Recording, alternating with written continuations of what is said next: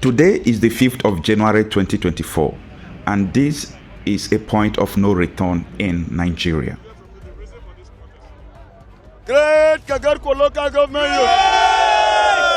Great Kagarko local government people. Great Kagarko local government people.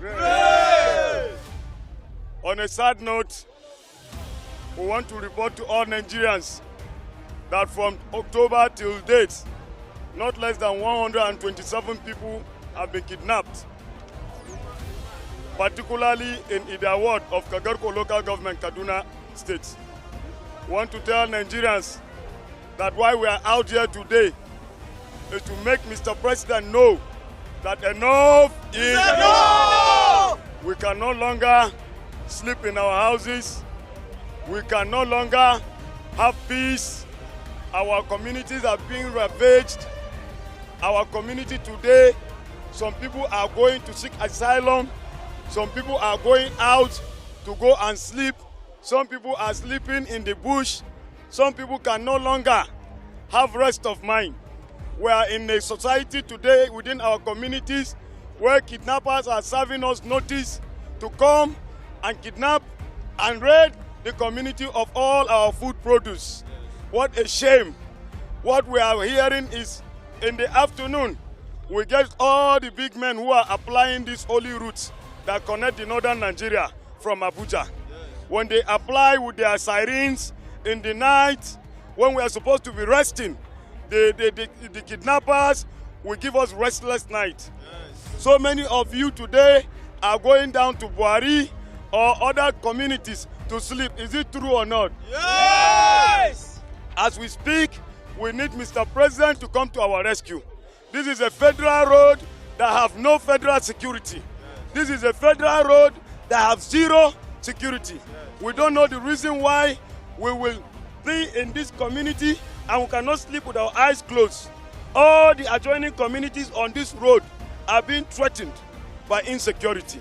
We want to say clearly, this is not fair to our people. This is not fair to the downtrodden.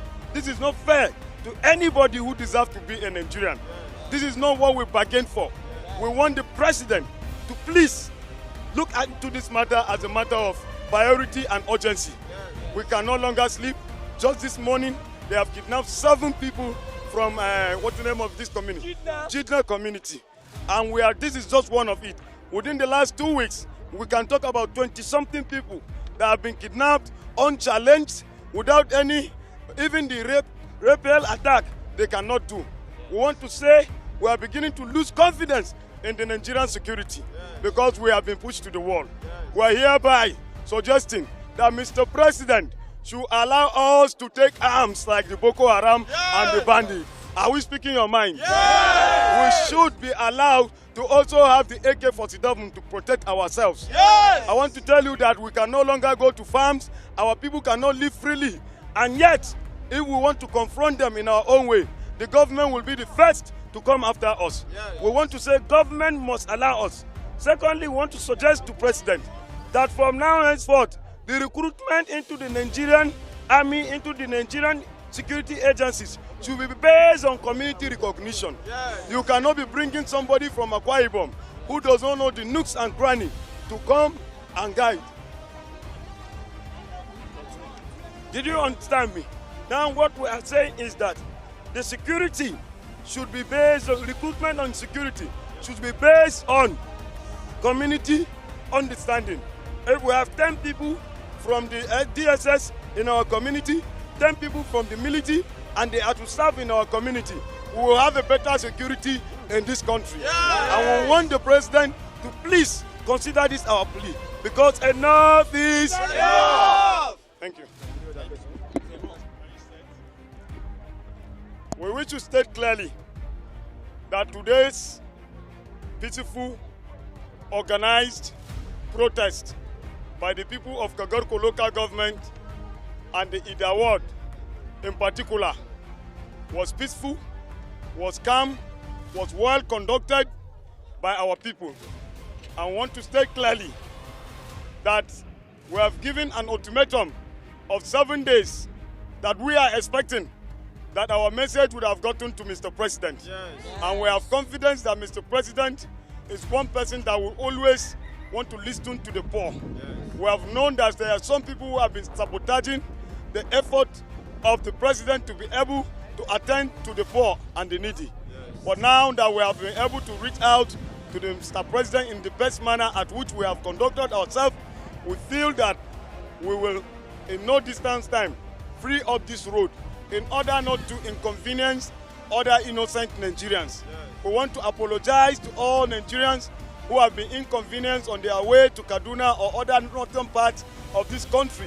We want to say that it is not by our wish to have done what we have done, but it is due to what we have found ourselves. We woke up this morning and we have 7 of our members kidnapped.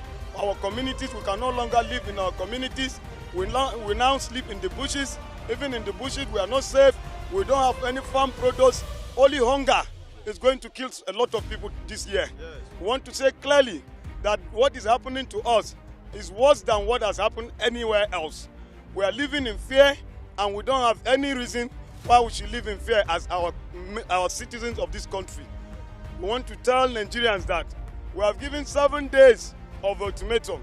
If insecurity does not stop in Kagarko local government, we will come back here and nobody should even apply this route, because we will not allow the rich to rest when the poor suffer. Yes. Yes. Yes. This is the height of insecurity in Nigeria. Now, are you going to blame these residents who vow to carry arms? No, you don't have to blame them. Are you going to blame them because they said they are going to block the roads, that the so-called political ended will not have access into the city anymore? No, you are not going to blame them, because this is uncalled for. There are so many people who have been kidnapped that they did not count, that they did not record, that they don't even know that they have been kidnapped. But they were able to count 172 people. 172 people just in 3 months. It is uncalled for, not people that have died and so on and so forth. Where are we going from here? I think this is a point of no return.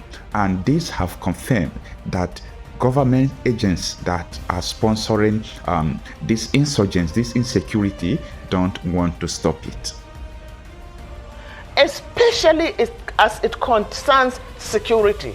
You must have an enabling environment in order to do anything. So you cannot take someone that is virtually senile and another person that has been associated on several occasions with funding terrorism. That is Kashim Shettima. Kashim Shettima, we should not forget Kabiru Sokoto. Kabiru Sokoto was one of the most wanted terrorists, and he was found and arrested in his house. Let us understand and let us not forget, this terrorism, this banditry, this carnage is not just happening by mistake. It's a multi-billion-dollar industry. A multi-billion-dollar industry because it takes a lot of money on defense budget. It has a lot to do with the sale of drugs. It has a lot to do with mining and illegal bunkering and illegal and illicit mining. And look at the areas that are generally affected by this. Take the Northeast, for instance. In the Northeast, you have the blue diamond. That is a strategic mineral. You have oil at the Chad Basin that is being explored right now, but illegally. You have Zamfara. If you go to Zamfara, Zamfara has more gold than Ghana. Zamfara's gold is being traded in Dubai and other parts of the country. There is a market called Nigerian gold in Dubai. Go and check. So who is doing this mining? Most times they are the governors, the people in power. They are the ones doing it in connivance with foreign mercenaries.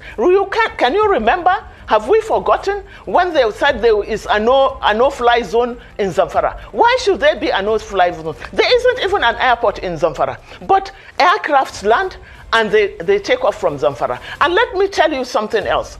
In Zamfara, every container that comes from China ends up in Zamfara.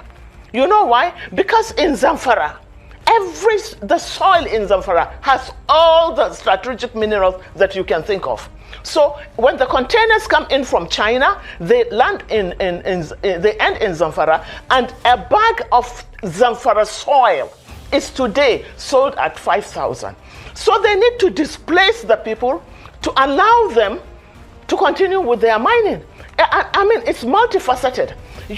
And these are people that one has been severally accused of harboring terrorists, even recently. And why? Let us ask, why should Shatima be visiting, along with his governor, be visiting and making a solidarity with a police officer that was being tried for drug trafficking? Why? So you begin to put these things together, and you begin to understand why Nigerians must retrieve their country. We can't allow this thing to happen.